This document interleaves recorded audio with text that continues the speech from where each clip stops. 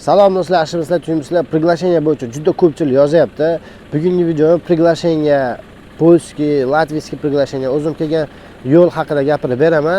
Agar siz ham kelmoqchi bo'lsangiz, Abdusamad aka boshidan tushuntiring, nima qilishimiz kerak deyapti. Bu videoda javob olasizlar shu savollarga. Qanaqadir yana qiziqtirgan savol bo'lsa, kommentariyaga qoldirsalar, bundan keyingi videoda sizlarga javob berib o'taman. Xo'p, Polshaga kelish uchun sizda birinchi o'rinda приглашение bo'lishi kerak. Приглашениeni olganingizdan keyin очередga qo'yiladi. Hammasini tartibi bor, internetga yozsalaring, bemalol o'zlaring qilsalaring bo'ladi. Agar kompyuterga ingliz tiliga tushunsalar. Rus tiliga ham o'girib olib, Google переводчиdan bemalol очередga qo'ysalaring bo'ladi. Kerakli hujjatlarni taxlaysizlar va очередlaring chiqqan kuni emailingga очеred sizni mana shu sana kuni, mana shu soatda kutamiz deydi. O'sha soatga borasizlar, 135 yevro to'laysizlar va ichkariga kirib suhbatdan o'tib vizangizni olib chiqsangiz bo'ladi. Lekin bu hammasi oddiy so'z bilan oson tuyulishi mumkin, lekin приглашение chiqquncha ham 3 oy, 1 oydan 3 oygacha plus keyin очередь chiqishi, bu asab ketib qoladi. Endi menda polskiy приглашение borligi uchun men keyin latviyskiy приглашениeni qildirganman. Hop, latviyskiy приглашениeni polskiy приглашениеdan farqi tezroq очередь chiqadi, tezroq приглашениеңiz keladi va tezroq vizani qo'lga olsangiz bo'ladi. Adobrit qilishi ham oson. Bunaqa ortiqcha so'roq savol ham bo'lmagan. Telefon qilgan viza sentrdan o'sha yerda rus tilida gaplashib suhbatdan o'tganman. Keyin bir haftadan keyin borib vizamni olib kelganman. Buni hammasiga menga ketgan xarajat vizaga uchun 2000 yoniga ketgan. 2000 yonida. Ya'ni plus minus 50-100 dollar aqabaqa bo'lib qolishi mumkin. 2000 dollar yerda pul ketgan. Lekin приглашениeni pulini oldindan 100% to'laganman. Shunaqa, agarda ham sizga Latviyaning vizasini kim qilib beradi deb juda ham ko'pchilik komment yozyapti. Aka Polshaning приглашениesi kerak deyapti.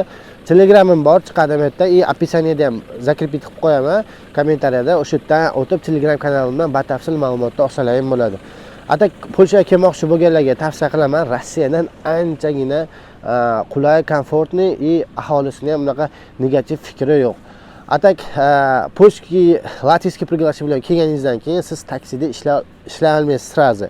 Agar polskiy приглашение bilan kelib pravani olishingiz, karta поведения topshirganingizdan keyin ular o'zini etaplari bor. Agar bular ham qiziq bo'lsa, taksi dastavka temasiga qanaqa o'tkazsa bo'ladi. Buni ham sizlarga video qilib chiqarib batafsil aytib o'taman. Hozir ertalab soat 8 ishga qarab yo'l oldik, bozor kuni. Xo'p, Polshada bozor kuni ancha-muncha ko'p magazinlar, masalan, Bidronka deyotgan, Dinamo shunaqa magazinlar bo'lar ekan. Pyaterочkaga, Ansor Molga o'xshagan narsa primer uchun. Ya'ni Moskvada Pyaterочka bo'lsa, O'zbekistonda Makro.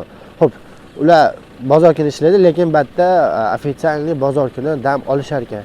Shunaqa akalar, endi hozir men ishga qarab yo'l oldim. Qiziqtirgan savollaringizni kommentariyaga qo'ysalaring, hammasini bitta qilib turib javob berib o'tiriladi. Polsha приглашениесini aka qayerdan olsa bo'ladi, ishonchli odam bormi deyotganlarga ham, Latviyaning приглашениesiga ham hammasini Telegramga manzilini qoldirganman, akkauntini. Bemalol o'tib приглашениeni so'rashingiz mumkin. Xo'p, murojaat qilishdan oldin polni narxlarini, necha pulga, qanaqa xullas polni protsessni yozib qo'yaman Telegram kanalimga. O'tib ko'rib olsalaring bo'ladi.